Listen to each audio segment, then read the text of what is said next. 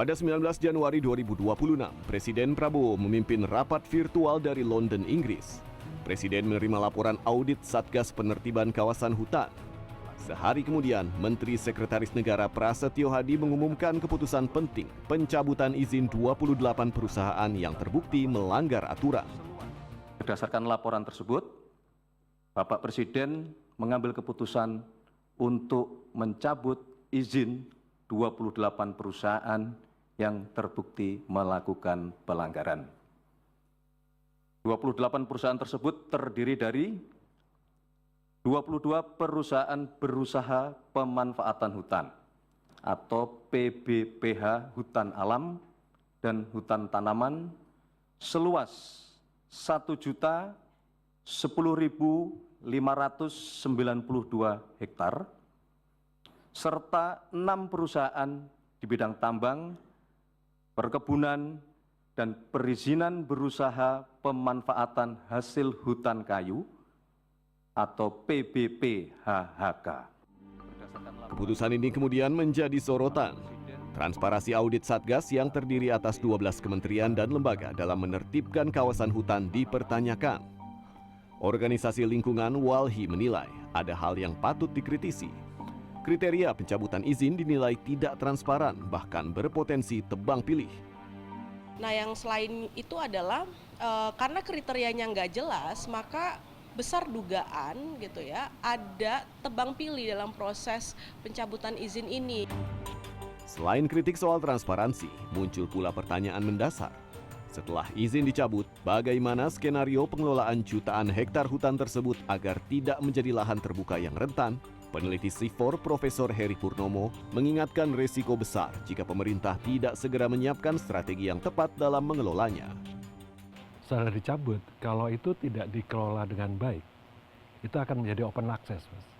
Kita tahu keterbatasan budget, keterbatasan sumber daya manusia dari pemerintah di lapangan, ya, di tengah hutan gitu ya.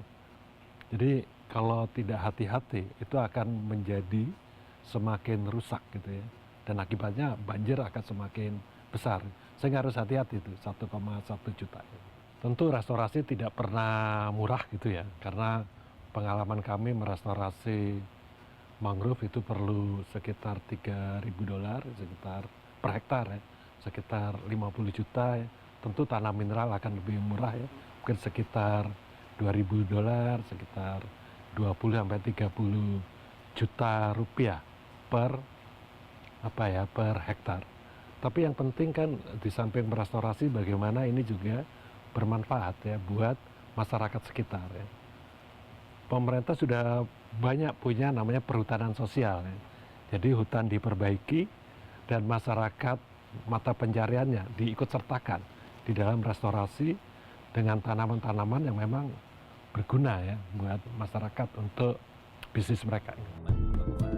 Menurut Satgas PKH melalui juru bicara Barita Simanjuntak menjelaskan bahwa pencabutan izin dilakukan berdasarkan 2 kriteria, yaitu tidak hanya yang berkaitan langsung dengan penyebab bencana banjir yang terjadi akhir tahun lalu di Sumatera, namun juga pelanggaran aturan di kawasan hutan yang telah dan berpotensi merugikan negara dan kerusakan hutan. Pemerintah melalui Satgas PKH kemudian juga memiliki kewenangan menagih denda administratif dan menguasai kembali kawasan hutan. Sejumlah skenario pengelolaan lahan juga telah disiapkan agar tidak kembali jatuh ke tangan korporasi nakal dan berdampak terhadap lingkungan. Nah, di kawasan hutan produksi ini yang diberikan izin untuk dimanfaatkan oleh korporasi, nah ditemukan ada pelanggaran-pelanggaran, maka dia harus diambil alih oleh negara, lalu dikuasai kembali, kemudian dikelola oleh negara melalui BUMN, yaitu PT Agrinas Palma Nusantara, supaya manfaatnya memang secara terukur digunakan untuk kepentingan nasional, kepentingan negara, karena pengelolanya BUMN.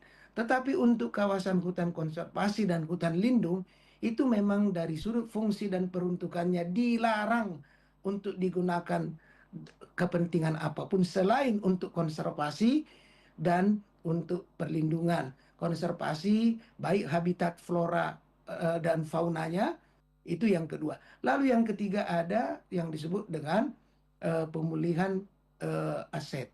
pemulihan aset itu adalah pengembalian apa yang menjadi hak dan kekayaan negara untuk dikelola. Satgas PKH juga menargetkan pencabutan hingga 10 juta hektar lahan pada 2026. Langkah pencabutan izin ini memang tegas, akan tetapi tantangan sesungguhnya ada di tahap berikutnya, yaitu memastikan hutan yang dikembalikan kepada negara benar-benar dikelola untuk kepentingan publik. Langkah pencabutan izin ini memang tegas, akan tetapi tantangan sesungguhnya ada di tahap berikutnya, yaitu memastikan hutan yang dikembalikan kepada negara benar-benar dikelola untuk kepentingan publik. Yogi Tujuliarto, Sony Sulistiono, Jakarta.